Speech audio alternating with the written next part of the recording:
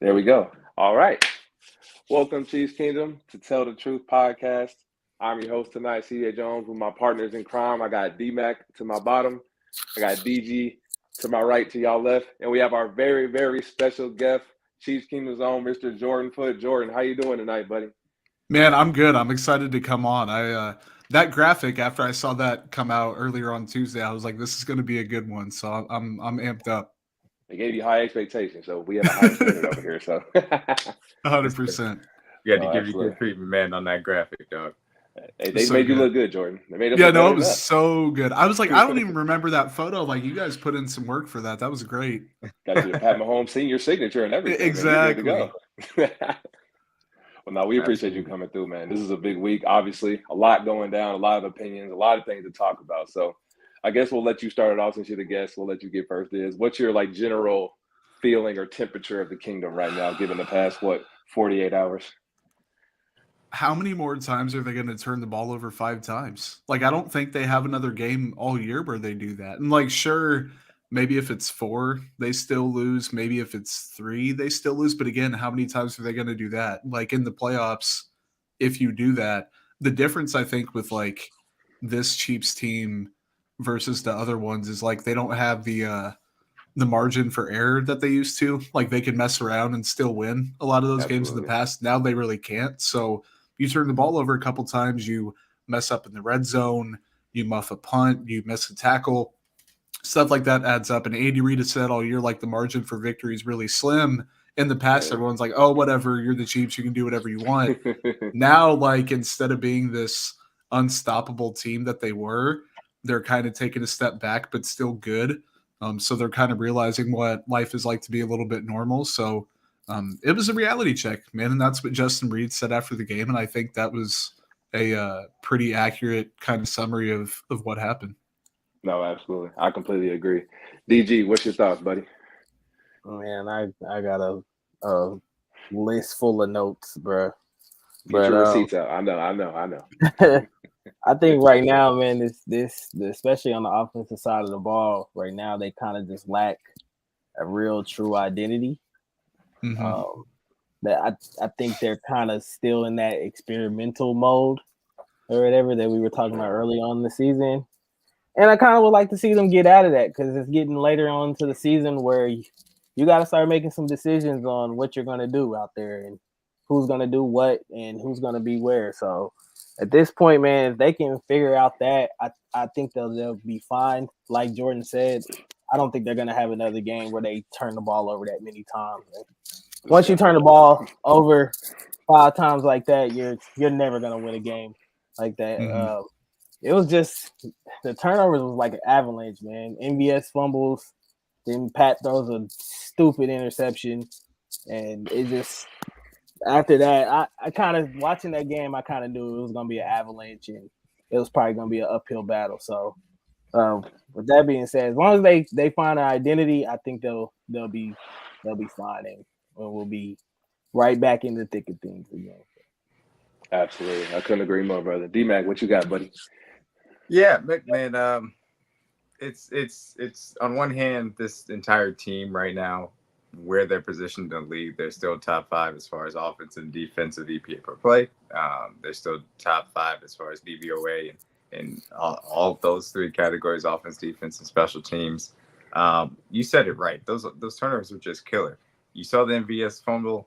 I was like, okay, weird. All right, let's hope it doesn't steamroll. We can get over it. Mahomes interception. Mm-hmm. You're like, okay, so we got 2 bad red zone trips where you decide to kick field goals. We probably should have been aggressive, and then we have 2 interceptions or 2 turnovers. All right, this is getting into bad Chiefs loss early in the season territory. And things just kind of steamrolled, and really the nail in the coffin for me after that Miko muff punt, I was like, okay, Game over. Bingo. Yeah, Miko. You hit every single threshold. Hey, me and CJ was at the casino, and we looked at each other like, yeah, this game's done. That's like we've hit the threshold of every bad Chiefs thing that needed to happen for us to lose this game, and that's the reality of the situation. Sometimes you're gonna have those games in a 17-game sample size. This team is still one of the best in the league. That's simply put, and it's well built on both sides. Right now, they're lacking some of that specific execution. I think some of this is play calling. Obviously, some of it's a limited wide receiver ceiling to this current moment in time, not being able to deploy these guys in a consistent rotation because there's just too many cooks in the kitchen, for lack of a better term, as far as the wide receiver room is concerned right now. Too many guys getting too many snaps. So you got to be able to pare that down. And that's all an issue. But ultimately, this is still, like I said, one of the best teams in the league. An offense that is still moving the ball fine and at similar levels of what we've seen in years past.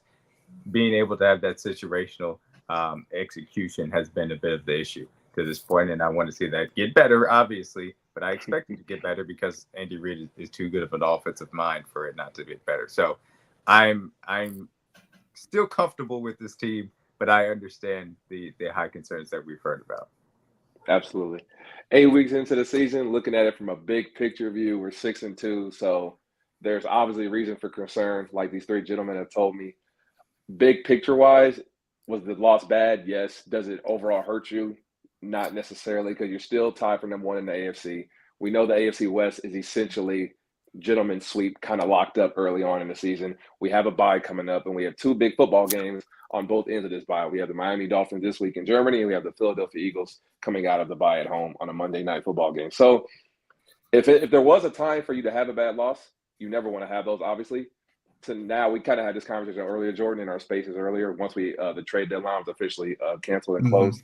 Maybe this loss was kind of the best thing for us at this point in time of the season, because if there's ever a time to, like, you need to rejuvenate your team or get everybody refocused, it's after a terrible loss, especially on the road. And there's so many things swirling in the air. Obviously, Mahomes' sickness condition this week, Travis Kelce taking a World Series trip on a Thursday, Friday night and coming back to Kansas City to take a flight to Denver for a tough road football game. And trying to beat a football team 17 times in a row is tough against any team, no matter what level it is. High school, college, pro, that's a lot of wins for a lot of years in a row. So, of course, they're going to be, emotionally, physically, and mentally locked in for this week. So did we do everything in our power to lose that game? Absolutely. Like D-Mac said, every way to lose a football game, we did that. I told DG this on Sunday. Everything just kept piling up, like a fumble, a bad throw, a muff punt, avalanche, missed tackles, and just obviously, like, me and D-Mac were having our little jokes on Twitter about Justin Reed's coverage performances, and then he blocks a kick, and then he had another mistake. So it was a hell of a day for Chiefs Twitter. There was no dull moment at all on Sunday. So it was very emotional. But overall, as a team, the defense has been playing outstanding this entire year, in my opinion. They have one or more turnovers in every single game this year. I think coming into that game, Jordan, they were averaging 15 points per game as a defense, which is very, very, very good in any level, especially in the NFL. So we've never been able to say that as Chiefs fans, that we have an elite defense. So given the fact we do have that now, it gives me more confidence going into the future games this season, because I know we can get stopped. And in the past, we never could say that about our Chiefs defense. We say, oh, we're bend, don't break, let people just not get inside the 20 and just hold them to 3, and we'll figure out a way on offense. So given the fact I know our offense has struggled, and I feel like we're repeating ourselves on the record, I'm not saying anything new, and you guys have obviously gave great insight about the game. They have to be more consistent with their approach on offense, like DG said. I feel like this Denver game and the one 2 weeks ago are carbon copies, Jordan. Same type of play calls, not like a lot of aggressiveness. Like D-Mac said, on third down, you're throwing the ball behind the line of scrimmage when you should be going aggressively down the field. I feel like we really watched that Thursday game all over again. And as a fan, I know how Andy Reid operates in this part of the season, so I can't get mad too much, but I also have expectations for this team. And I think that's fair. And I think that's kind of the dividing point of Chiefs Twitter the last 2 days. Are you having too many expectations, or are you being realistic with what this team does over the last 5 years in the Mahomes era, or the last 10 years Andy Reid has been a head coach for the Kansas City Chiefs? So I think all the opinions are valid. We obviously want them to be better, but I also think we need to have realistic expectations for this offense and how they operate during this time of year. And I obviously think, in my honest opinion, I think it will look a lot different this Sunday against the Miami Dolphins and after the bye against the Philadelphia Eagles as well. Yeah, no, 100%. Like, you are going to get, whether it's good enough or not, like, it might not be good enough, but you're going to get the best version of the Chiefs when the games matter the most. And, like, maybe this year their best isn't good enough to beat, let's say, Cincinnati gets hot or Miami stays hot, or like Baltimore turns out to be legit, or they get to the Super Bowl, whatever it is. But, like, I saw the Charles McDonald tweet earlier. They're top 10 in yards per play, yards per drive, points per drive. Like, you can look at a lot of analytics, drop back EPA, all that stuff. They're top 10 and even top 5 in some of those. So, like, is it still a good offense? I think it is. Is it close to elite? If they tweak a couple things, they can get back up there. The problem is every time they take a step forward, they shoot themselves in the foot and then they fall down. And you're like, man, you have a bad turnover, or Mahomes is like a little bit he's a little slow, like with the trigger to throw to somebody, or Sky Moore runs the wrong route, or like MVS doesn't come back on a play. So many mental mistakes. And then you have the red zone problems also. Those things add up. So like if they can get that figured out come playoff time, the problem is it a talent issue at the wide receiver room? And like I've been talking to a lot of people. I talked to the lab guys at KC Sports Network this week. Is it where Juju really meant that much to where they're like, oh my God, we can't function without him? Or is it like, okay, this guy had 900 yards. He's not the only reason why. Like it's mostly the same group plus Rashee Rice, who's been a really solid rookie. I don't know where that is. Like, is it he doesn't trust the same group he just had last year? Or is it they haven't been good? He's taken a little bit of a step back, still a fantastic quarterback. The play calling's not great. It's like the chicken or the egg, and I don't know which one it really is. And it's hard to bet against the Hall of Fame tight end, the Hall of Fame quarterback, the Hall of Fame play caller. Exactly. But it's not every single play, oh my God, the receivers aren't getting open. Like you can't just keep tweeting that and hope that Facts. eventually that's going to change, because that part isn't going to be any different. No, Yeah, I completely agree. That's Go ahead. really good about it. You ran down it. The wide receiver group is largely the same. It's Juju Smith-Schuster chopped out for Rashee Rice. Both of those guys are better in the slot. Both of those guys are strong, able to create yards after the catch. Rashee Rice has more juice than we saw from Juju last year. Juju was a little bit more consistent, especially versus man coverage, and you got to give him credit for that. He's a veteran, so he has a little bit more experience with settling down in those zones. But ultimately, this shouldn't be as big of an issue to all of a sudden sink this offense. And it's not sinking the offense from pretty much any metric that you want to look at, as Jordan pointed out. So ultimately, the question is going to be, do you trust this coaching staff? Do you trust Patrick Mahomes to get this wide receiver room elevated to the place where it needs to be? And ultimately, I personally do, because like I talked about it, or as CJ talked about, last time we played the Broncos on Thursday Night Football, you go down, you score early, you go up on them early. That changes the game script, and then it puts it in your favor. This week, you decide to go down 7 points. Obviously, you take the 3, then you go down again, 14 points. You take another 3, and that game script is outside of your control at that current moment in time. And so, lack of aggression, turnovers, that completely changes the way that you call the game. If your play calling is better in some of those situations, do you score touchdowns? And that puts the game in your favor. Your middle of your defense missing Nick Bolt isn't as broadly highlighted. Can you be a little bit more, I wouldn't say cautious with the ball, but actually not turn the ball over trying to be overly aggressive in certain circumstances? And so that's really all it is a lot of this feels circumstantial. The offense feels fine, but it's not as explosive as it feels like it should be at this current moment in time. And that just needs to continue to get better, led by the Hall of Famers that, do headline this offense with Mahomes and Andy Reid specifically.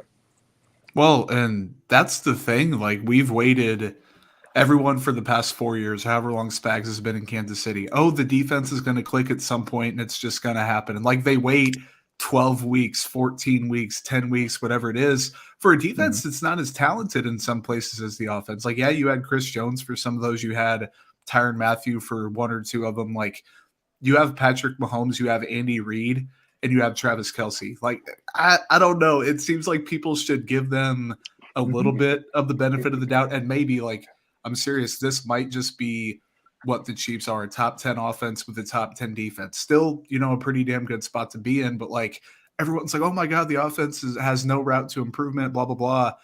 Certain players might not in the roles they have now. But, like, if there's anyone you should bet on, I think it's probably the best head coach in the league right now, the best quarterback in the league right now, the best tight end. That's like a good place to start, I think, as opposed to it's week 10 and Spags defense is like 28th in points allowed or whatever. So I don't think it's quite as bad as Twitter's saying. Like, it could end up being a divisional round exit, whatever it's going to be. But, like, the playoffs are crazy anyway. So you don't know. No, I completely agree. I think overall, coming into the seasons the last 5 years, we've been used to, like Jordan saying, our offense carrying the workload. So I think it's kind of poetic justice that Spags and the defense are carrying the heavy load of the team. being so far we're 8 weeks into the season, because Pat Mahomes is kind of like, I would like kind of jokingly say, now you know how I felt the last 5 years. So doing your part of the workload for this team is definitely a refreshing thing for me to see, and definitely gives me more confidence going forward, like Jordan said. But since we are talking about this amazing improved defense, Jordan, what's your kind of takeaways from what you've seen so far, or even your main takeaways from what you saw on Sunday with no Nick Bolton on the field, of course?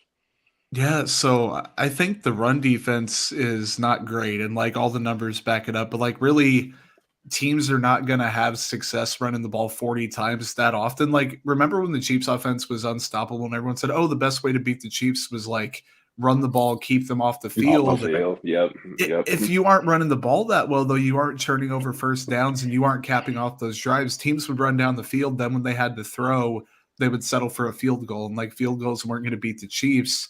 If the offense bounces back to what it even has been, field goals won't beat them. So like I think the run defense is a minor issue. Everything else has been fantastic. Like the depth at all three levels is fantastic. The secondary has been great. The linebacking core, Nick Bolton is a polarizing player, I guess you could say. Like people, either way, I'm kind of in the middle on him. Like I just think he's a really solid player. Nothing more, nothing less, which might be a hot take. I don't know, but you got the camps that are like, oh my God, he's all pro Fred Warner, and then you have the camps that think he absolutely sucks. But lots of good talent. I think Spags has been an underrated coach for quite a while, and now he has like the mix and match the horses to bring in Drew Tranquil, bring in Leo Chanel, put Mike Edwards in, put Charles Omenihu in. Like he just has so many options, and I think for a diabolical guy like that who's kind of a sicko, like that's probably the best thing he could have. No, absolutely. And I think overall this defense is obviously taking the major steps that we all but wanted to see coming into the season. When you draft guys like Brian Cook, obviously in the second round, and you have guys like Trent McDuffie take major steps. L'Jarius Sneed is obviously having a great year, given the fact he struggled a little bit on Sunday versus Cortland Sutton. But adding a guy like Charles Omenihu, like you said, that just takes this defense to another level. And I think me and D-Mac kind of pointed out last week, you felt his impact immediately on day one. And unfortunately, he got we didn't stop the run as much as we wanted to this week. And Nick Bolton, I think that kind of where his value is shown right there at this kind of game, Jordan. Obviously, in pass coverage is probably his weakness. And I think that's where Drew Tranquil's strength is. And coming into the season, I honestly thought that would be the best unit on this defense because we have everybody you can want to. We have a versatility guy, Leo Chanel, a great guy in coverage and blitzing with Willie Gay and Andrew Tranquil. And you have the great run stopper, mental guy to get everyone lined up, and Nick Bolton. So leaving Nick Bolton off the field, obviously if I'm a Denver Broncos coach, I'm going to run the football too and try to keep Pat Mahomes, quote unquote, cliche off the field. Because like, hey, even if they're struggling or not struggling, that's still the best quarterback in the league, like you said, best coach in the league, best tight end. I'm not going to give them multiple times to score. So given the fact the defense obviously didn't, quote unquote, stop the run, I think if I'm not mistaken, D-Mac, they averaged, 3.7 yards per carry? 0.2, 3.7. Yep. So it felt like they were gashing us in the run, Jordan, but overall they really weren't. It was mainly the offense not doing their part.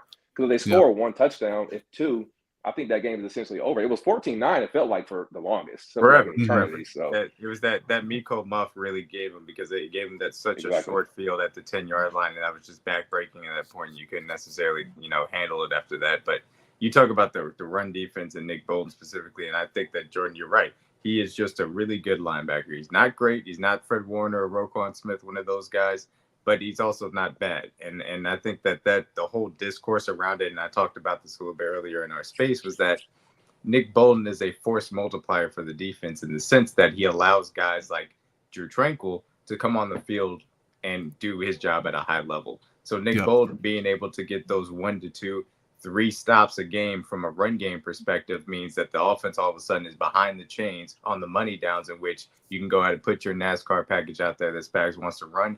He can get a little bit funky with the blitz pickups, the ways he sends extra guys, some sim pressures, some fire zone looks, do all of those creative things that Spags can do at an extremely high level with a whole bunch of DBs that are being aggressive, being able to fly around, diagnose plays as well, and a defensive line rotation that really can get after the quarterback.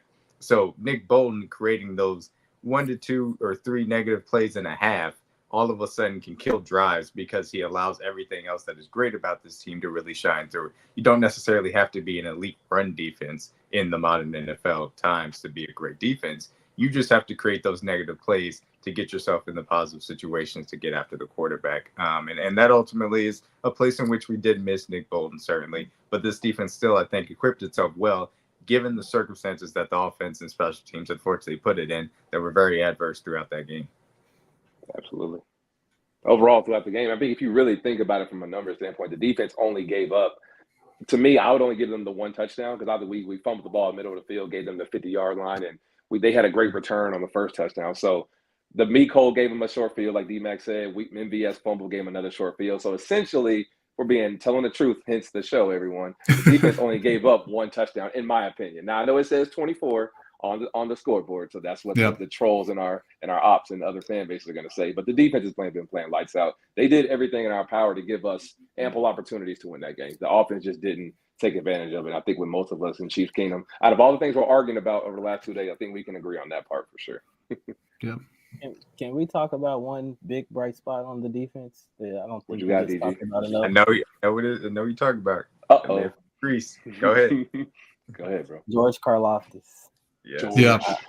I don't think he gets talked about enough within the fan base. I feel like a lot of people are always critical of him, and lately he's been balling. I mean, he already has 6 sacks. He's already he's already came to his total what he had last year, and when he got off to that late start in his rookie year. Yeah. Jordan, how do you think his growth right now? Where do you think is coming from, and how do you feel about his growth right now? Yeah, he last year it was a lot of they call them effort sacks where you win really, really late. He's just not a quick winner. That's just not the type of defensive end he is. But the motor is better, the understanding is better. He does seem a little bit quicker, a little less stiff in his hips, which helps a lot for a guy like him. Chris Jones is there. Omeni, who is back. Mike Dana has leveled up a little bit. So it's really the sum of the parts on defense. Also, he's balling out.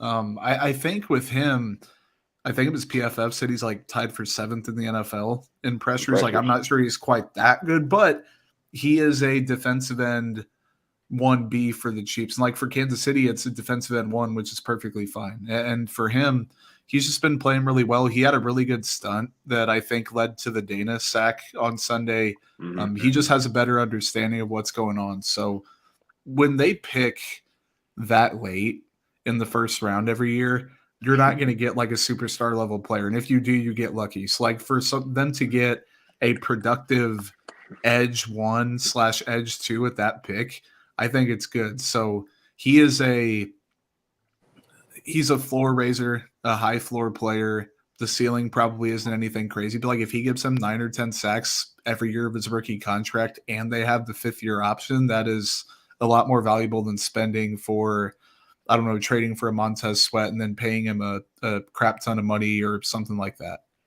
No, yeah, I completely agree. And I think that's the thing is that and this is somewhere that I was a little bit off on his evaluation. I didn't think that he had that next little gear to kind of get to as far as his quickness is concerned.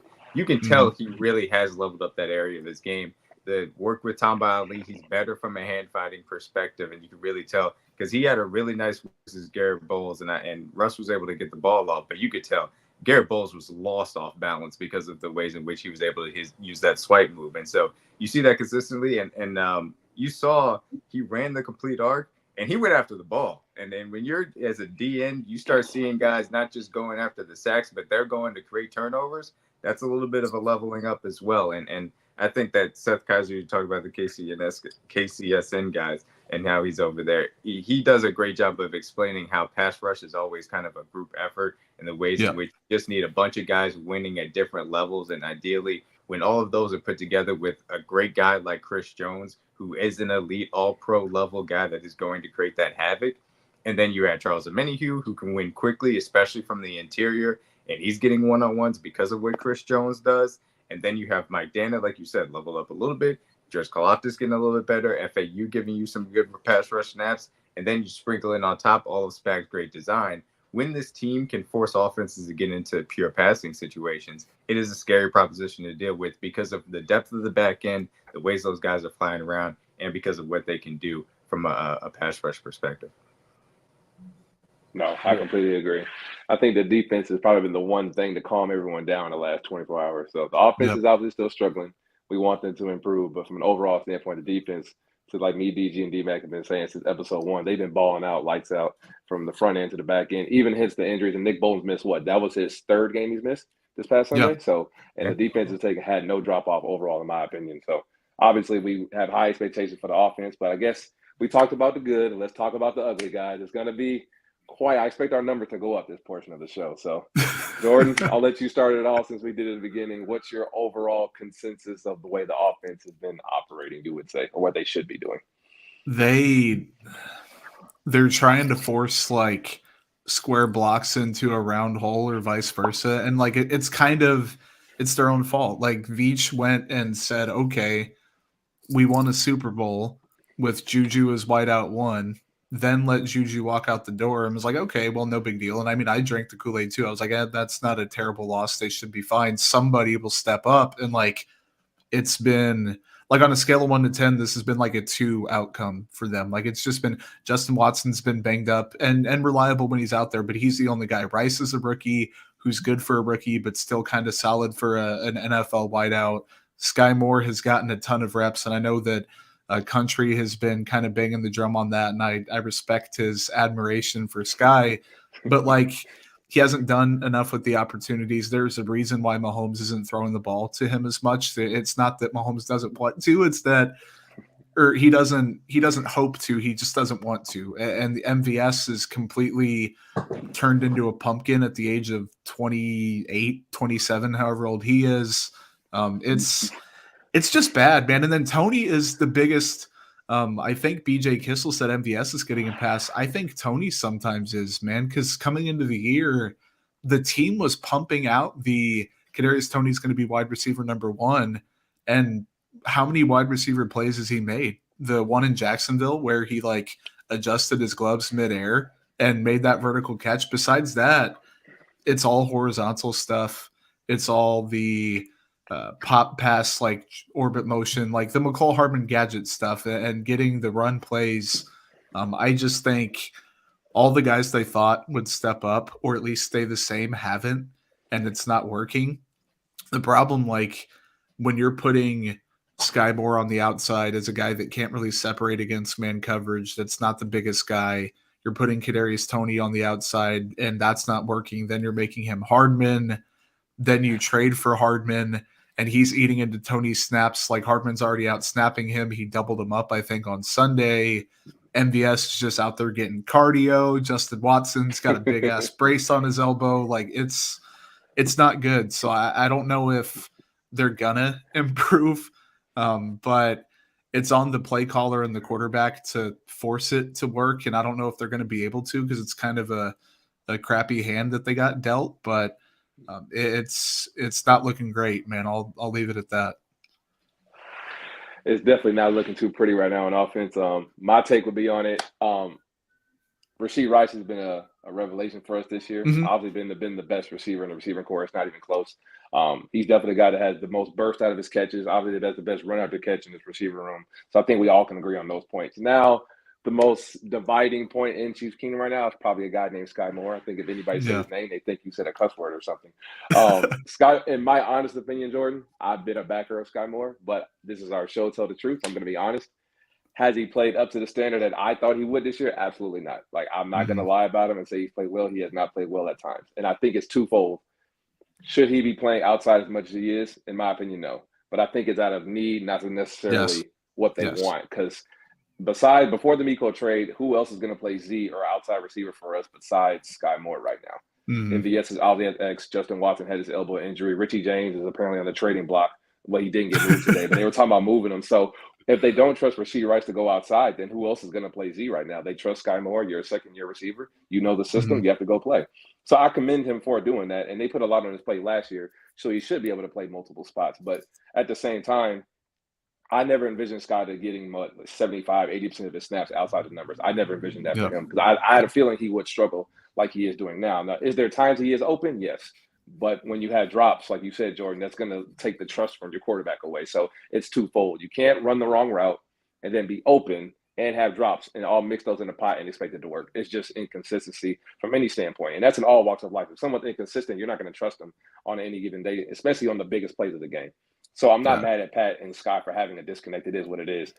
Should they get better and will they improve? Like D-Mac said, I think they will. With a bye week, big games and big moments, I believe Andy Reid and his offense will figure it out, and they'll know how to use guys in their proper way.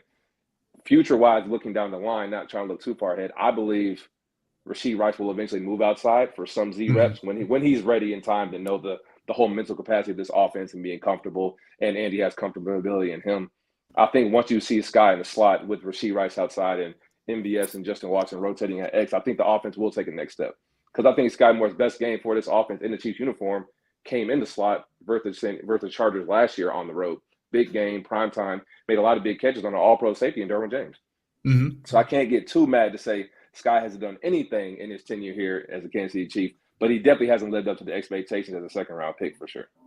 Well, and I loved him coming out of the draft, or I guess coming into the draft. I was like, man, this guy, I know there's going to be a big jump for him or whatever, but I think he can thrive in it. And like, it wasn't a Clyde Edwards-Helaire thing where the athleticism was a big question mark and then it turned into a huge one once he got in. Like, he was a passable enough athlete and had the big hands, and like, I thought he would be pretty solid. Then it doesn't help that the Chiefs passed on other guys who are doing well. I'm not naming any specific names, but like, are doing well as a wide receiver. George Pickens. Exactly. And like Sky Moore, Oh my god. it sucks for him because like he went to Texas and did all the workouts with Mahomes. Mahomes has talked him up. The franchise has talked him up. He went through all the stuff about his confidence was down. They forced him to return punts, and he was obviously not good at that. Then he was. Like, it sucks for him because you want all the players to do well. And he has had some good reps where he just hasn't gotten the ball. And that's where you can't completely give up on him because, like, he can only get open. He can't control necessarily whether he gets the ball. It comes with that consistency, like you said, CJ, of is Mahomes going to trust him after one bad rep? Maybe not. If he has 3, you can just X him out for the game or whatever. And that's something that in season ISM, I forgot ISM was a real person, but he was balling in the preseason, man. So I don't know. Maybe it looks different if he latches on and is wide receiver 6 or whatever. But if you have 7 wide receivers, I don't know what's that saying. If you have 2 quarterbacks, you don't have any or whatever. Like, yeah, I don't know. You can't have 7 wide receivers working in and getting enough targets to really make it work. And so I think that this is where getting to the bye week is going to be important for that self-scouting aspect of making sure you're using these guys in the best ways possible for them. I think that you mentioned, obviously, more Rashee Rice a little bit outside. I think that is a little bit of a solve as he gets more comfortable. I think that's partially why Miko was brought back to play some of those Z snaps. We've seen him obviously do that a little bit more last year, and he actually was able to have some impact on those deep crossers. A little bit on those deep crossers and a little bit of those corner routes. I want to see a little bit coming back of that aggression from Mahomes as well. Obviously Watson, a guy that he actually can trust down the field occasionally. Important to actually get him healthy and actually playing a normal allotment of snaps. It's a difficult thing right now. Too much is in flux. Too many guys that they're trying to get working. They have to pare it down, use that self-scouting aspect of it, and be able to find what are those niches to use. And like you guys said, I liked Sky. I thought that the releases were there, the hands were there, enough of an athletic base for him to create the separation. I liked him a little bit after the catch because of his strength. It just necessarily hasn't clicked for him yet. And honestly, I said this, even though, like you guys talked about, the usage being a question mark, sometimes Mahomes not throwing it to him when he was open. But the truth of the matter is, Mahomes put a 30-yard touchdown with the game on the line in his bread basket, and he didn't catch it. And you have and then to the excuse from Andy Reid. I was like, bro, if you are Jordan. an NFL, Jordan, what? Listen, I get it.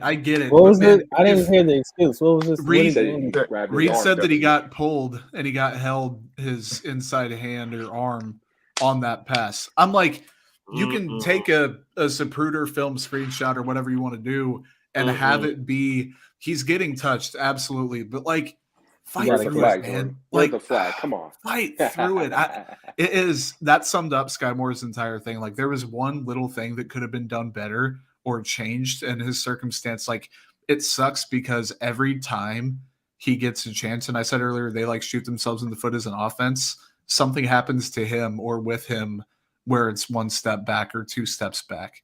So he did get grabbed. I'm not saying he didn't, but Reed was like making it a point. Like, Reed was almost a little bit pissed off. So I don't know. It's hard to see. I went back and watched him play. I think he still should have fought through it, but I'm not necessarily eating the food that Andy Reid's cooking there, but I don't know. And it's Probably not just that play. I mean, Mahomes asked him to come back to the ball when he threw it to him earlier in the game, and then it didn't result in a catch. And then that's something that erodes that trust. And I think that week one did do some damage to what Mahomes felt like his rapport with these wide receivers can be, because they let him down on a consistent basis when he tried to rely on them. And so, unfortunately, that has a snowball effect. And some of that, of course, Mahomes has to rectify.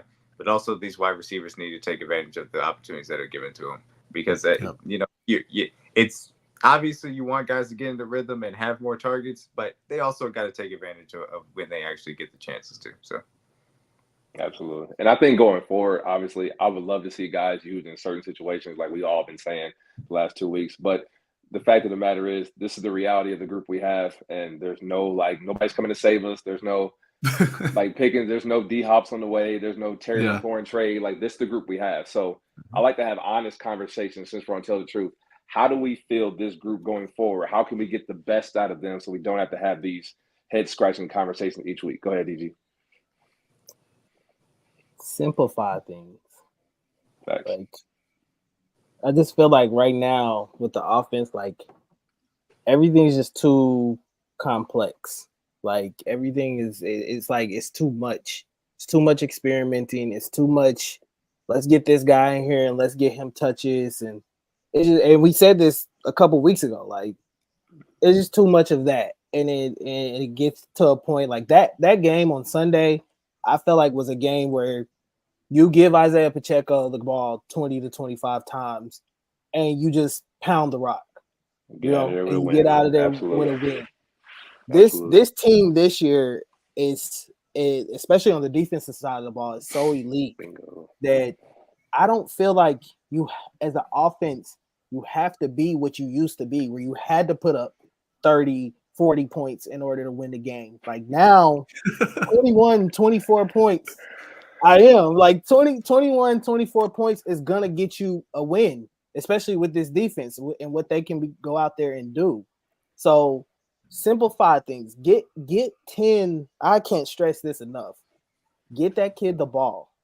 Thanks. He is extremely talented.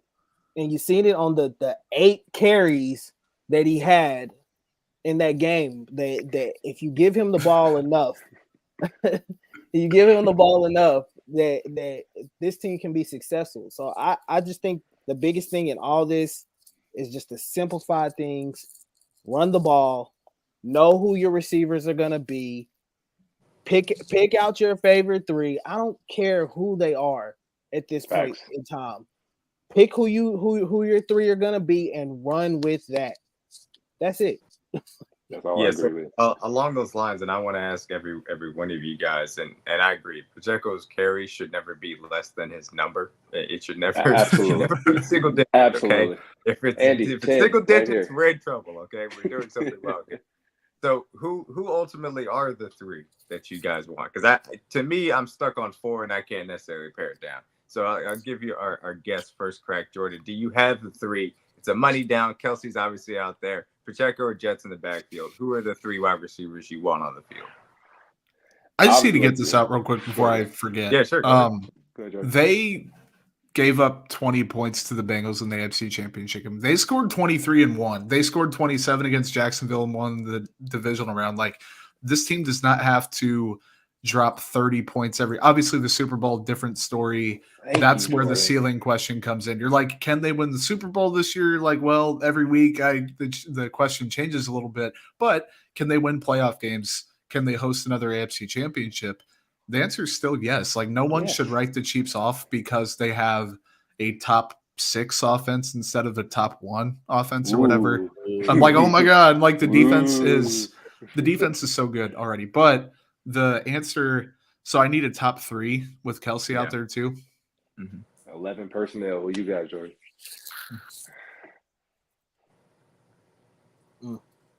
They're gonna yell at you either way, so you don't. Right. They're either gonna call you really smart or really dumb in the same thing. So it's all good. I think you may. Did he freeze up? He might have froze. Oh yeah. I think you might have freeze up. All right, we'll Service get hating us. CJ, We'll get him you back. got your 3 you want? My 3 for rolling out there, money on the line, game-winning drive. We obviously have Kelsey and Jet out there. Give me MVS. At the X, obviously, give me Justin Watson at the Z, and give me Rashee Rice in the slot. I mean, I'm fine with that. If we had to go win a game and that's our game-winning drive, I'm cool with those 3 guys being out there. You said What MVS. about MVS, Justin Watson, and Rashee Rice. I'm cool with that. Oh man, yeah, I agree. Y'all know me, like man, I've been a huge Sky Moore supporter. But at this point in time, especially this deep into the season, the chemistry with him and Pat is just not trusting really him right there. Yeah, and I still defend Sky, you know, like he's a little brother of mine. But yeah, MVS, Justin Watson, and Rashee Rice need to be the 3 that are out there at this point in time. Justin Watson for sure, because at this point, Pat just trusts him. Facts. I know a lot of people don't like Justin Watson and they think he's a one-trick pony or whatever. The one thing that Pat needs him to do is he's got great hands. That guy can make some unbelievable catches that we haven't been able to see in this offense. So if Pat trusts him, put him out there. Along with MVS and Rashee Rice, and I think you can then mix in KT and Sky when you need to. And there are certain packages, absolutely. Yeah. And so for me, you know, it's difficult.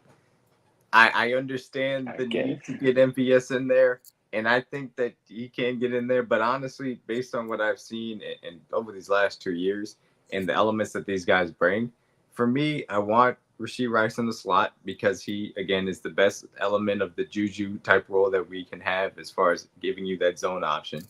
Absolutely. I want Justin Watson, and I want to put him at the X because they do trust him to run those type of deeper routes, and he has that actual chemistry with Mahomes to actually catch the ball down the field as well, and Mahomes trusts him on some of those, you know, digs and those in breakers and some of those comebacks as well. And I want Mecole Hardman at the Z because he brings that speed element. He is able to run those corners, those deep overs, be able to get away from coverage. And Mahomes, we've seen have that chemistry with him in the past. And he also can take some of those short routes and be able to turn them into, you know, longer gains because of his speed. That would be the 3 for me. And look, there are times in which Tony's going to get sprinkled in for gadget stuff. Sky can kick into the slot, and maybe Rashee Rice can kick out to the Z. Obviously, MVS can come in at the X and kick Justin Watson to the Z if you want to put him out there as well. Those type of rotations you can play with. But as far as I'm concerned, those are the main 3 I really want to stick with. I know. And look, I'm somebody that was talking about, we cannot continue to have Justin Watson and MVS play on the same game, on the same plays, because it's just that it drives me insane because the defense doesn't have to react to him in the same way. But you need somebody to really threaten them. And at this current moment in time, Justin Watson is somebody that does threaten, not just within 5 yards of the line of scrimmage. He actually can get down the field, and Mahomes trusts him. So I don't know how anybody at this current moment in time can be slandering. Oh yeah, no, we'll get to the Mecole. Can slander Justin Watson and Mecole. I get it. Look, we can obviously talk about Mecole and his draft status and all that, but at this point, it's being a dead horse that's been dead for 4 years now. The only thing you can do is talk about what his role in the offense can be. And I think there were times on Sunday that they could have got him on some of those deep overs that he just didn't necessarily get thrown to him. And so, and it's an unfortunate thing. But I look, 3 rings will be back soon. But look, it's an unfortunate thing, but it is where we're at. Where I think that Mecole can bring a lot to bring a lot to the table for this team, and get the job done. But yeah. I want to see him out there because he brings a different element to this wide receiver room, and we need it badly. No, I completely agree. Obviously, we all if there's anything topic that there's one thing that the Kingdom can agree on, everybody has a favorite receiver that they're willing to go to battle for. There's some people who are Sky Truthers, Mecole Truthers, Justin Watson, MVS, KT, Rashee Rice. Everybody has a favorite receiver that they like in the Kingdom. But at the end of the day, like DG and D-Mac and Jordan have said, we have to find three that Pat's most comfortable with. And we have to roll with those three and let the chips fall where they may after that. Everybody's going to get their chance to obviously get a chance at making plays when they have their number called upon. But the majority of the snaps have to go to three guys. And whatever three they get, I'm cool with. And it really doesn't matter what we want. It's really what Patrick wants. If Pat's cool with the three, and those are the guys he wants out there, and they help him move the ball consistently, he trusts them to make the throws and the reads and get the on-timing routes, then we have to live with it. And at the end of the day, that's what's most important. Our opinion, we obviously love, and we love to get on Twitter and social media and give our opinions out. But at the end of the day, if 15 wants three guys out there, you don't like them, but hey, if he wants them and he's comfortable with them, that's going to make us plays. So that's going to get us in the end zone. And that's really what matters. Because as long as we're scoring points, like Jordan said, we only gave up 20 points in the AFC Championship game. This defense is elite. Going into that game, we've never given up more than 21. I'm not giving them that 24 this week. That's BS. The defense didn't give up that many points this week. So if we had this defense playing at an elite level like it was in the playoffs and the duration of this season, there's no doubt in my mind I know 15 and Andy will figure it out and know which guys. Because we see flashes. It's not like we've never seen this offense be good. I get the frustration, guys, but like we've seen games like the Bears game or the Chargers game and flashes during other games where this offense moved the ball up and down the field. The Vikings game, when Travis went out with the ankle injury, they moved the ball up and down the field, no problem, with no Kelsey on the field. So we say, hey, there he is. He's back. I just didn't want to answer D-Mac's question, so I bolted I could think a little bit more. All right. No, freshman break. Sorry about that. My stuff literally just the router reset and everything like out of the blue. So I don't know if it was a random update or what. No, you're good, bro. We were just basically talking about the receiver room and giving your three guys that you really wanted. We know it's going to be controversial, but you can answer D-Mac's question now. Which three guys would you want for a game-winning drive, 2 minutes drill? Kelsey's your tight end, one running back. Who are the three receivers you're choosing? Got to be Rashee Rice. Got to be Justin Watson because Watson at least knows where to go, I think. Exactly. That's what I said. So that leaves, Sky Moore, Tony, MVS, and got Mecole. You could choose him too. I might put Hardman out there, honestly. And like I know that's tough, but like Tony, in an ideal world, you put Tony out there just because of what he can do with the ball in his hands, but like he isn't doing any what's up, Kyle? Any like real big wide receiver type stuff. And I think that Sky Moore in an ideal world is out there at some point, but I might go Hardman for the third. Like I don't think I trust MVS. I think Hardman more dynamic right now. So that third one, you can kind of take your pick. Heck, you could take Richie James off IR and even make a case for him just because of the drop off there. But I'd go definitely Rice, definitely MVS, or not MVS, sorry, Watson. Then I'd probably go Hardman right now. I think we all kind of have a mixture of the same group. We all said Rashee. Most of us said Jay Watt. Is that last guy? I said MVS. Yeah. Okay. I said Mecole, like something. And if it is Mecole, I'm fine with that. Like Mecole made big plays for us. The only reason I said MVS, I would side with him. Jordan, I know this is a troll moment, and I'm trying not to be funny. I saw a Bengals linebacker call MVS Tyreek Hill Patrick Mahomes in that AFC Championship game. I'm never letting them live that down. Tyreek Hill. They're going to 11. If it ain't, I literally watched him repeat that. He was so good. In front of he was. He went off in that game. Yeah, had a tutty that game, 7 catches. Like, what more can you ask about that Vince McMahon meme of like him getting choked up and it's like the camera? He's like, I'll cut it out.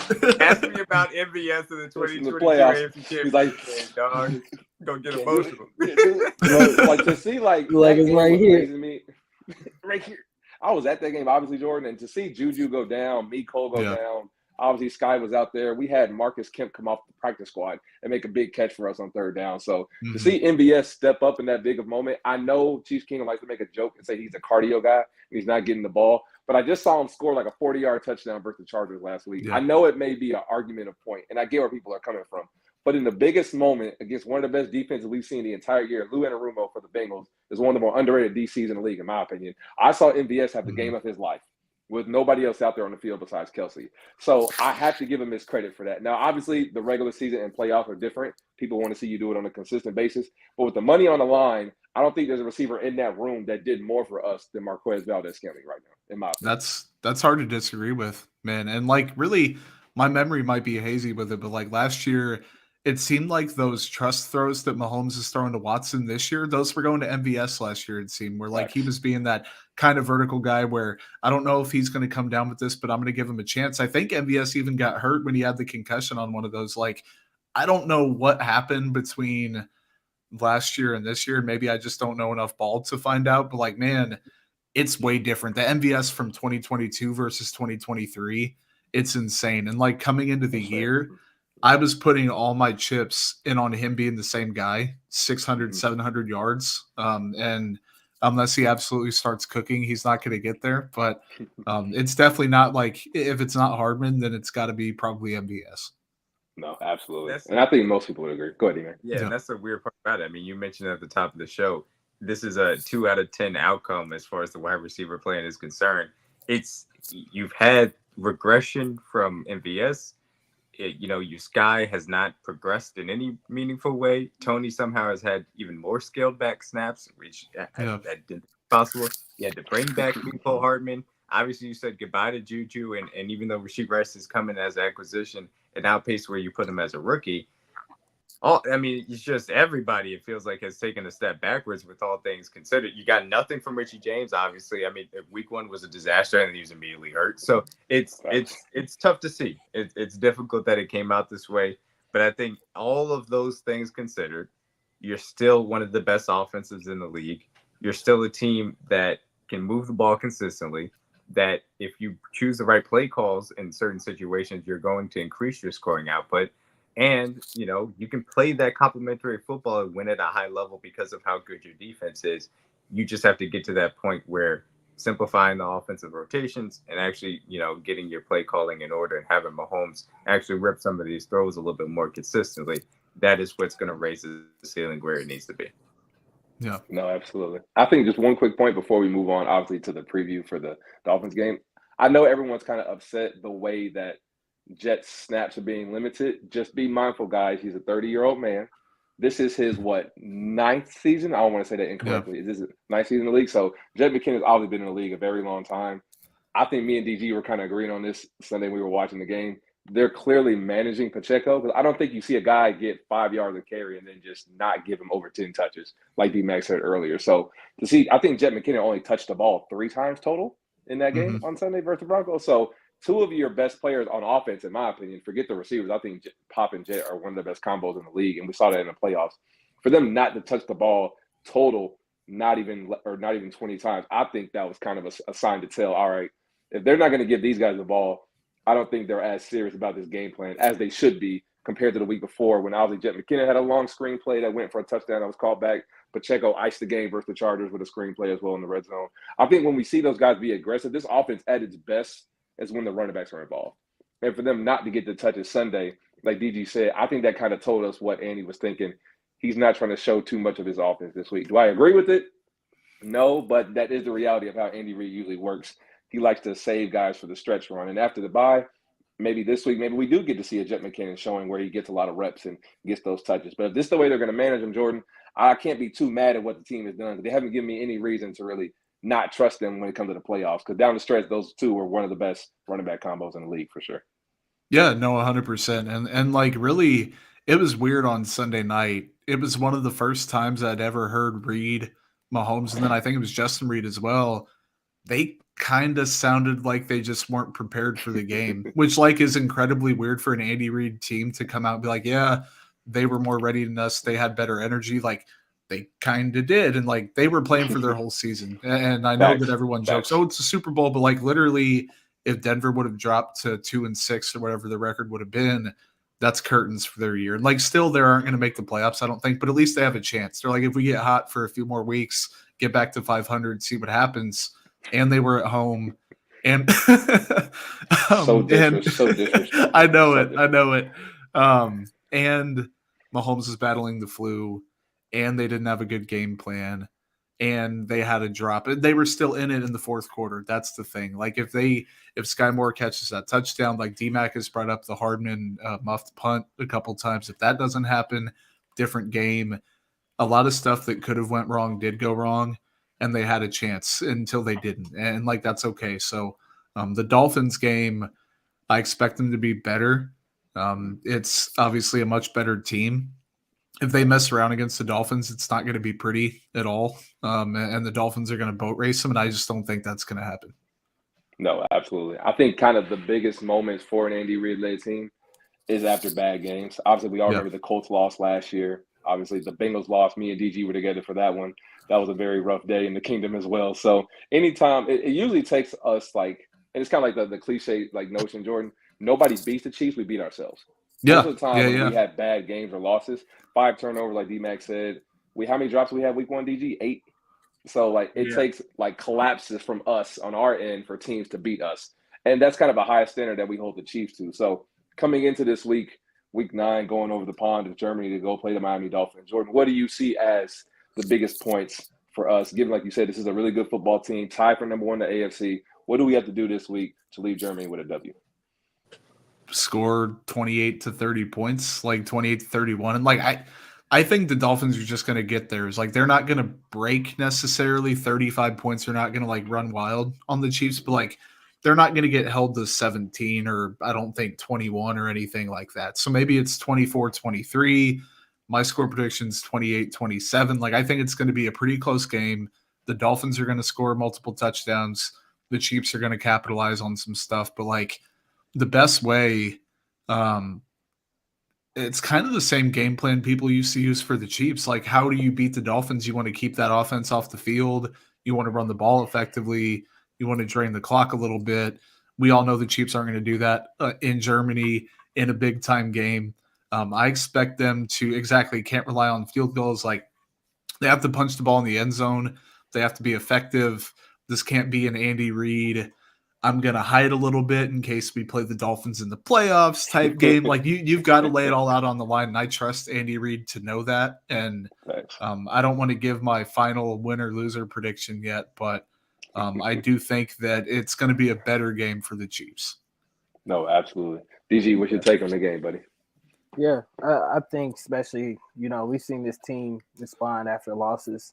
And I think since up till now, they're 40-11 after they lose.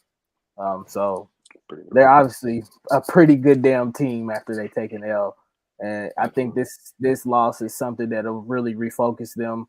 I'm pretty sure that they looked at this film and, watched it and then threw it away. Because it was just nothing really there to take from it. You just play bad, and now you get an opportunity to go out there on Sunday morning. Morning and night over there. Yeah. and fix your problems. But I do think you see a better effort of execution. Do you think you see better play calling from Andy Reid? I think that playbook opens up a little bit more.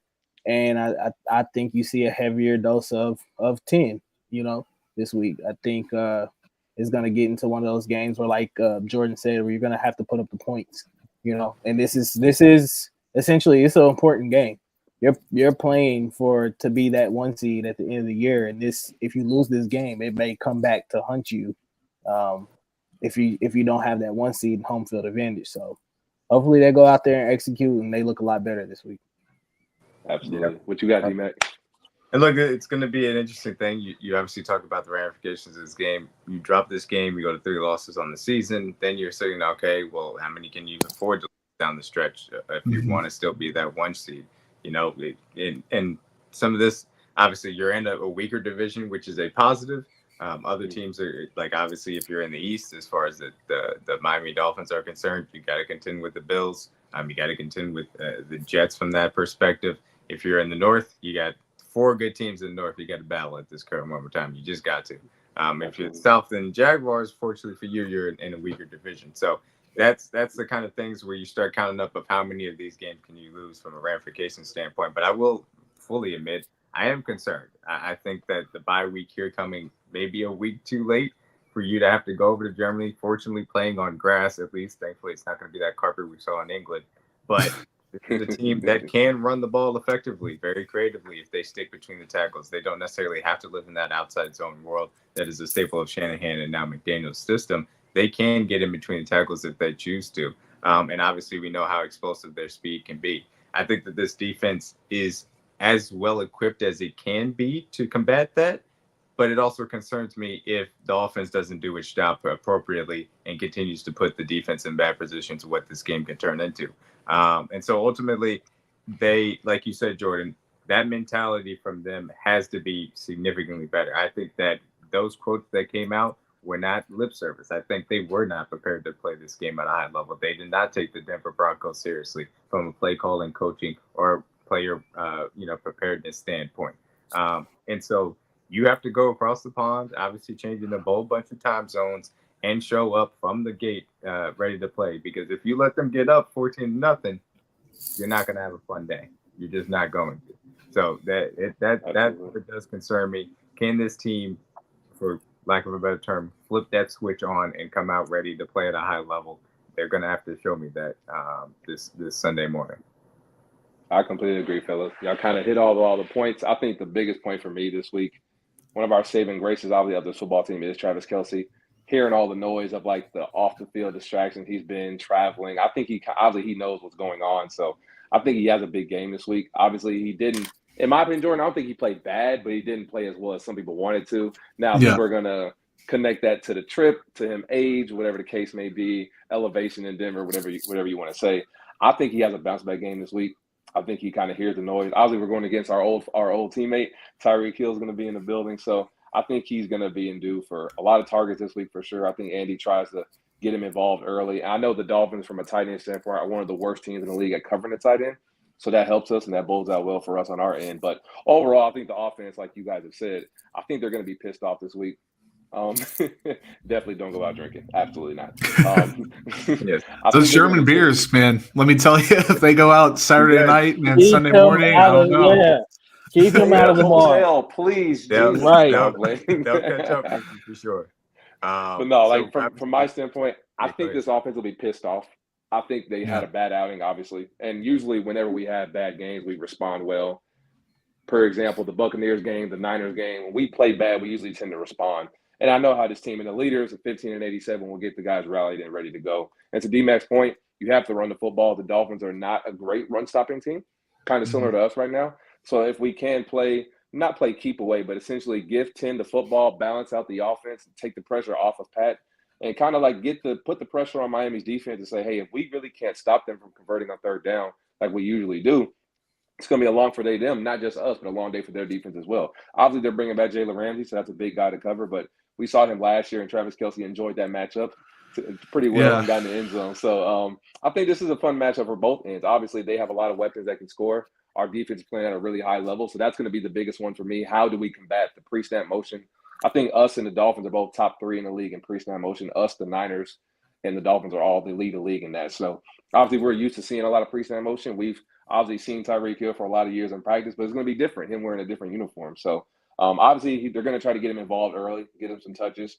I think you kind of try to take a little bit of a playbook from what Buffalo, not necessarily, but what New England did a couple of weeks ago, like keep 2 safeties high, force. If somebody's going to have a day versus us, I'd rather be Raheem Mostert than either be Jalen Waddle or Tyreek Hill. And you can't stop Tyreek Hill or Jalen Waddle. They're just amazing players. They're going to get their touches. They're going to make their plays. I want to limit their explosive plays. I don't want to have that many 20, 25-yard plus plays from my perspective, Jordan. So if we can go into the game and limit the big plays and force them to run the football, make them be methodical, I think we can force Tua into a couple of mistakes and get some pressure on him, like D-Mac said. Tua's not the most athletic guy.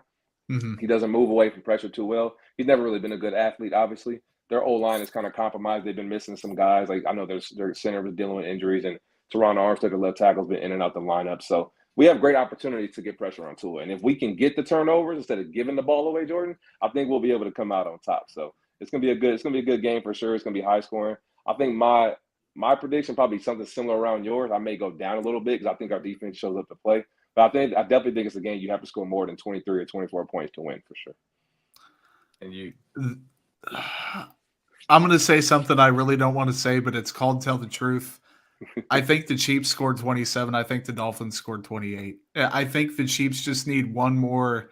This is going to be the smallest wake-up call, but heading into the bye, they're going to be pissed about it heading into the bye. It's just a gut feeling. I don't know. I felt it for the Lions game, and everyone was like, man, that's so stupid. It's banner night. Why would you pick that? I'm like, I don't know. Just a gut feeling. Yeah. I thought the Broncos game was going to be close. It ended up obviously in the opposite direction, but for Denver, just some weird feeling about it, man. But I think this is the game that defines the Chiefs season. Then they come out of the bye and they have one against Philly. So I could absolutely see them winning. I think long term, they're a better team than Miami. By January, they'll be a better team. For Right sure. now, after what I saw last week against Denver, I'm a little bit iffy. And even the Chargers game, that first half where they were giving up big chunk plays, Tua's going to let that ball fly. The Chiefs haven't got tested that way quite yet. So the offense is going to get it figured out. I think by the end of November, I'm going to be a lot more confident in this team as be back in that they're the best team in the AFC. I think I'm going to pick them to win the Super Bowl. Right now, not completely scared away. Still think they're great. But again, all of this is to say I'm picking the Dolphins to win by 1 point and Miami 6-2. So like that shows where the Chiefs kind of are right now. Absolutely. Yeah, Absolutely. and I definitely understand that. And I'll be honest with you, I'm probably going to end up picking the Dolphins, and I'm probably going to be picking it by a little bit of a greater margin as well. I get a gut feeling, but it's a similar thing with you. I think that this season is kind of shaping up a little bit similar to how 2021 went from a regular season perspective. I want to be specific about that. Having some of those struggles, really desperately needing to get into the bye week. As we saw during 2021, they were either squeaking by bad teams or getting blown out and boat raced by guys or by teams like the Bills and Titans. And this could be a boat racing if this doesn't turn out well. And it could be back-to-back ones, obviously, given how Denver was able to handle their business. But coming out of that bye week, I think that is going to be the catalyst for what they need to do moving forward throughout the week. And they'll turn into a much better team coming after that. So normally we do our power rankings and we'll give a little pick'ems update that we're doing through it. So 16-12, shout out to CJ. He has 2 games ahead of me and DG, both here 14-14. Shout out to CJ for getting that done. We'll keep on getting you guys updated as far as that's concerned. Normally we do our power rankings, but instead of this, because we do have our great guest, Jordan, I want to ask everybody just a simple question. Obviously, 4 teams tied at 6-2. I will not ask about the Chiefs. Who do you guys believe is the best non-Chiefs AFC team as of this, recording? I got mine. As of this recording, that's tough. Because like my answer for as of the recording and as of like a month from now are 2 different teams, I think. Facts. CJ, you go ahead. Both. Yeah. Right now, the best non-Chiefs AFC team to me is the Baltimore Ravens. I think they've been dominant on both sides of the ball. Defense is playing at a high level. Lamar obviously got his receivers in rhythm. They're not having as many drops as they used to. He's kind of figured out to navigate the running back room because they've obviously had injuries with J.K. Dobbins. But to have like a new offensive coordinator, you're learning a new system, and you're playing in a gauntlet division, like D-Mac said. Everybody in that division, in my opinion, can win 8 or 9 games plus. So there's no off weeks in the AFC North. So for Lamar to go out there and deal with all the change around he's had and to figure out to navigate the way to get wins, that's probably the best non-Chiefs AFC team to me. And the one down the line, I think eventually it will be the Bengals. I think everything will kind of balance itself out with the power.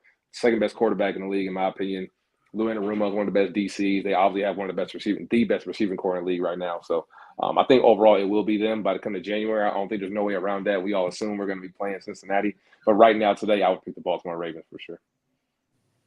DG, what about you? I think right now it's the Ravens. And if I had to say further down the line, I think it could be like 2 teams. I think the Jags are playing really well right now too. And I think the Bengals, like I said before, I had a feeling they were always going to figure it out. I just think that team is they're a bad team in September for some reason. Yeah. Like September, they just need to skip over September and just go on to October and November. But I think right now the Baltimore on both sides of the ball is pretty dominant. Lamar's playing at a really high level. I know we didn't see the explosive Lamar this Sunday against the Cardinals, but did what he needed to do to go in there and get a win. And that defense, obviously, I think they lead the league in sacks, correct? I think so. That sounds right. Yeah. Yeah. So that defensive side of the ball is playing really well.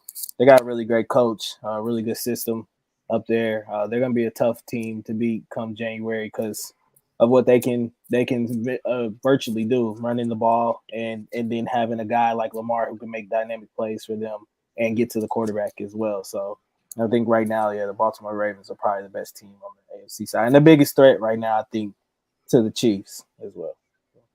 Absolutely. Go ahead, Jordan. I think you could copy and paste everything CJ said for me, I think. But like Baltimore, Lamar looks so much better and more comfortable as a passer. And like he still has that kind of weird delivery and like mechanically he's never going to be perfect, but like it's starting to click for them a little bit and for him. And when the wide receivers don't drop 10 passes or whatever it was that one game, they're tough. Now Miami's right there, I think, with them. Like the stuff McDaniel can scheme up and the talent they have offensively, I don't want to discount what they have going on, but long term, you guys hear that in the distance? It's Joe Burrow and the Bengals. And like, I know that everyone last year was like Patrick Mahomes when Burrow had the calf injury. Oh, Mahomes won this on the high ankle sprain, blah, blah, blah. Like, just two different injuries. I think that was a really, really big deal for him, especially a guy that needs that in order. He doesn't have the best arm talent. He's not Mahomes. Like, it's Mahomes is the best quarterback, then a gap, then humans. And Joe Burrow is completely human, but he's back. He looks fantastic. Anarumo's fantastic. They have Chase. Higgins is getting healthy. Mixon always seems to be a little banged up, but still a good running back. I think Cincy is Joe who exactly. I think the collision course is going to be back on, and like this year, maybe there are better tier 2 teams like Baltimore and Miami, but come January, I think it's going to be the same too. Absolutely. Yeah, I don't blame you for that take at all. I think that. You talk about Joe Burrow and the calf injury. He's a guy that needs that base underneath him when he wants to deliver the football because he doesn't have that elite arm strength that he can kind of generate without necessarily having that underneath him. And so, obviously, it was going to be a learning process for them on defense. That secondary, as young as it is, they were going to have to continue to get better. So that's understandable why it's coming together. And Lou, at the end of the day, a defensive game plan perspective, he can put together a great scheme, any one-off in a playoff scenario to really get after you. I'll say for me personally, I think it is the Baltimore Ravens. Baltimore Ravens are the team that I did predict us to see in the AFC Championship game before the year. Lamar Jackson has always had the ability to really throw the ball. I think that now you're seeing himself in an offense that promotes the ability to attack defenses at all three levels and from sideline to sideline as well, getting over the middle of the field, certainly. And, using that funky arm angle to feather throws over the second level of defense you've shown. He has that ability as well, which is really nice. And again, his dynamic running ability gives you an extra juice on your offense. And I think that defense is probably right next to the Chiefs as far as whatever the best defense, not named the Cleveland Browns as far as the AFC is concerned. And so from that perspective, I do think the Ravens are that second team in the AFC, the biggest threat to the Chiefs. Bengals absolutely are coming, and they will be a huge factor. I think Jacksonville is very good on both sides of the ball. They obviously have a Super Bowl winning head coach and a very talented quarterback in Trevor Lawrence. Miami and Buffalo, I still need to see Miami's defense with the corners. That is the good aspect of it. And what happens when you get to in these, pure drop back situations? A little bit concerning. They remind me of like, and I made this analogy talking to someone the other day. They remind me of like an NBA team. Remember the Rockets in, was it 2018 when they missed like 27 threes in a row? Like they remind me of a team that disgusting. They seem like a team where when you need a bucket in the playoffs and you don't have a guy who can get to the rack or you don't have a guy who can shoot a mid-range jumper and you're like, someone please help us. And they just keep jacking up threes. Like I think McDaniel's smart enough to potentially win a championship with the system he has and with Tua. But man, when things get going tough, we haven't seen Miami against great teams do well this year. We haven't seen Miami in adverse situations do too well this year. They're kind of riding off that 70 burger they put on the Broncos, and like they're a fun team with a fun coach and they have good players, but like I need to see it. And Baltimore's kind of in that same boat. Like I need to see Lamar as much as I love him in the playoffs, but like people putting Miami, remember week 3, week 4, when people were saying they were hands down like the best team in the league? I was like, let's calm down a little bit. And I'm kind of, I think they're great, but let's get back to that. Facts. No, and Buffalo's defensive injuries just concern me too much. Matt Milano's for that team. The interior like a flood over there. They lost, and Trey White. I mean, it's going to be very tough for them to overcome those things. So yeah, that's my general thoughts on the state of the AFC. Look, we can answer KT's question really quick. That depends on where Tyreek wants to line up, man. But I'll tell you one thing. Both of those guys will be ready to be physical. Better cook up something. Wear your running shoes, man. They are going to have to be physical with these wide receivers. You cannot give them space to operate because they will take advantage of it. But you get to her to hold the ball for just that extra beat, then you have a chance against this offense, certainly. Absolutely. Thank you, Jordan, so much for joining. Thank the you show, guys, man. Thank you so much. It was great to have you on Tell the Truth.